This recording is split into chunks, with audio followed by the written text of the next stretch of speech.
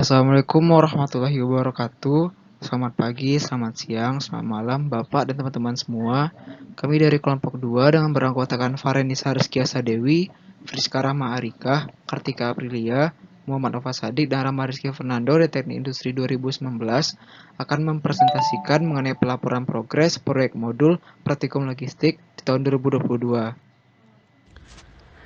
Adapun sistematika pelaporan progres yang pertama yaitu analisis kebutuhan. Di sini terdapat objek permasalahan logistik dan kelompok kami menentukan yaitu industri produk makanan oleh-oleh tradisional yang lebih difokuskan kepada pusat oleh-oleh makanan keripik balado Shirley yang ada di Kota Padang. Lalu untuk jumlah pertemuan setiap pertemuan itu modul 1 dan modul 2 dilakukan selama 2 minggu. Untuk kegiatan setiap pertemuannya, modul 1 dan modul 2, untuk minggu pertama itu pengumpulan dan persiapan data praktikum, seperti waktu kedatangan, variasi yang diminta oleh pelanggan, dan jumlah produknya, lalu ukuran produknya, dan data-data lainnya. Lalu untuk minggu kedua, pelaksanaan praktikum di laboratorium, seperti penggunaan alat RFID, ataupun penggunaan konveyor, dan lain sebagainya. Selanjutnya mengenai topik praktikum, di sini kami merancang 2 topik, yaitu yang pertama penerimaan barang dan yang kedua pengiriman barang.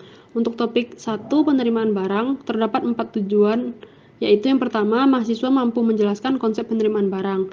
Di sini harapannya mahasiswa mampu menjelaskan penerimaan barang secara umum, baik itu dari pengertian dan tujuannya.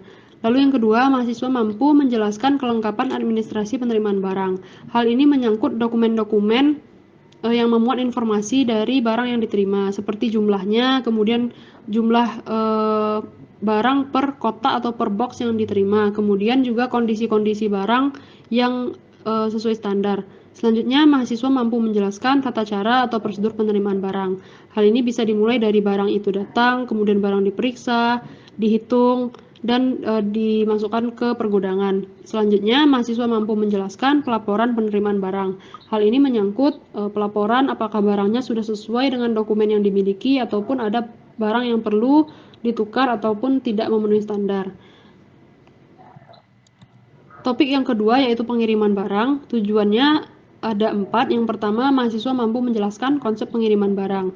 Di sini mahasiswa bisa menjelaskan tujuan ataupun pengertian dari pengiriman barang. Yang kedua, mahasiswa mampu menjelaskan syarat yang perlu dipenuhi dalam pengiriman barang, seperti syarat jumlah, syarat kualitas, dan dokumen-dokumen yang perlu diikut sertakan. Yang ketiga, mahasiswa mampu menjelaskan tata cara atau prosedur pengiriman barang. Mulai dari barang itu diambil dari pergudangan, kemudian diperiksa, dihitung, di-scan, dan informasinya harus lengkap tersimpan di sistem. Dan yang terakhir, mahasiswa mampu menjelaskan pelaporan pengiriman barang. Artinya barang yang keluar itu harus dilaporkan untuk menghindari kehilangan barang di pergudangan. Penentuan spesifikasi topik dapat kita ketahui yang pertama yaitu dari konsep logistik yang diterapkan. Konsep yang kami gunakan itu adalah inbound logistik dan outbound logistik. Hal ini dikarenakan konsep inbound logistik membahas terkait dari pergerakan produk yang masuk ke gudang. Hal ini sesuai dengan topik pertama yang kami pilih yaitu adalah penerimaan produk. Dan yang konsep outbound logistik membahas terkait dari pergerakan produk dari gudang keluar. Hal ini sesuai dengan topik kedua kami yaitu adalah pengiriman produk. Untuk bentuk pembelajaran yang kami terapkan itu adalah penyelidikan terstruktur.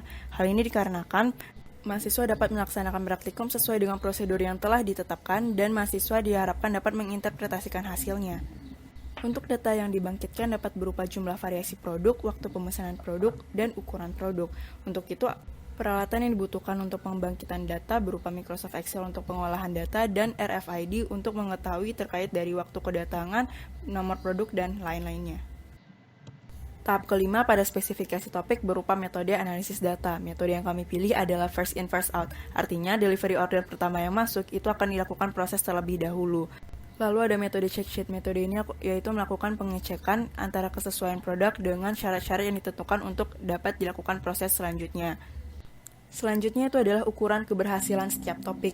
Untuk topik 1, praktikan diharapkan dapat memberikan hasil interpretasi sesuai dengan alur penerimaan barang yang sistematis. Selain itu, praktikan juga diharapkan dapat memberikan hasil metode check sheet yang sesuai dengan kondisi aktual produk. Untuk topik 2, praktikan diharapkan dapat memberikan hasil interpretasi terkait dari alur pengiriman barang yang sistematis.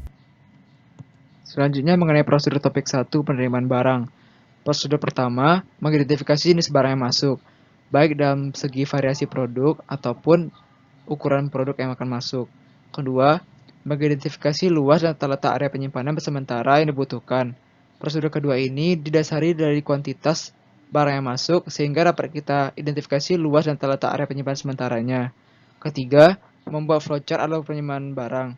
Flowchart ini dapat berupa awal dari barang masuk, kemudian barang mengalami inspeksi, kemudian barang akan ditempelkan label yang akan dimasukkan ke sistem RFID. Keempat, memberikan justifikasi terhadap alur penerimaan barang. Kelima, membuat term and condition penerimaan barang dengan menggunakan check sheet. Di sini dapat berupa tanggal, hari, dengan kondisi barang akan diterima, dan lain sebagainya. Keenam, membuat ketentuan pelaporan penerimaan barang. Sedangkan untuk alat dan bahan topik 1 penerimaan barang berupa pertama, RFID atau Radio Frequency Identification. Kedua, ada conveyor, di mana conveyor ini bertujuan dari barang masuk ke tempat area penyimpanan sementara. Ketiga, ada kendaraan untuk angkutan. Dan keempat, ada produk pilihan, yaitu keripik balado Shirley. Selanjutnya adalah prosedur topik 2, yaitu pengiriman barang. Yang pertama, menyusun jadwal pemesan barang dari Departemen Produksi. Pemesan akan memberikan jadwal barang tersebut harus sampai. Maka dari itu, praktikan akan menyusun dan memperkirakan kapan barang harus dikirim. Yang kedua adalah melakukan pengecekan unit transportasi yang tersedia untuk pengiriman. Di sini, pengirim akan melakukan pengecekan transportasi yang digunakan. Apakah sudah bisa langsung digunakan atau perlunya ada penungguan, yang dimana mencakup ketersediaan transportasi dan kapasitas muatannya. Yang ketiga adalah pemeriksaan terhadap barang yang akan dikirim. Apakah barang tersebut layak untuk dikirim atau tidak. Yang keempat adalah membuat kondisi perlakuan khusus terhadap produk-produk tertentu, yang dimana di sini akan ditentukan apakah barang ini perlu dilakukan perlakuan khusus. Contohnya, apakah barang tersebut mudah rusak, bocor, ataupun mengeluarkan bau. Dan yang kelima adalah membuat term demurrage and condition pengiriman barang. Di sini adalah pembuatan ketentuan pengiriman dan estimasi waktu yang diperlukan dalam pengirim. Dan yang keenam adalah membuat ketentuan pelaporan pengiriman barang. Dan yang terakhir adalah pengecekan barang keluar menggunakan RFID, yang dimana barang yang telah keluar maka akan diberitahukan oleh sensor yang ada pada RFID yang akan dikirimkan ke sistem. Lalu selanjutnya adalah alat dan bahan topik 2, yaitu yang pertama ada RFID, Radio Frequency Identification, yang kedua ada troli untuk pengantaran ke kendaraan, lalu ada ketiga produk pilihan, lalu keempat ada Microsoft Excel, dan kelima adalah kendaraannya sendiri. Sekian presentasi dari kelompok 2 mengenai pelaporan progres proyek modul praktikum logistik. Mohon maaf jika terdapat kesalahan kata dan penyampaian. Kami akhiri, wabillahi taufiq wal hidayah. Wassalamualaikum warahmatullahi wabarakatuh.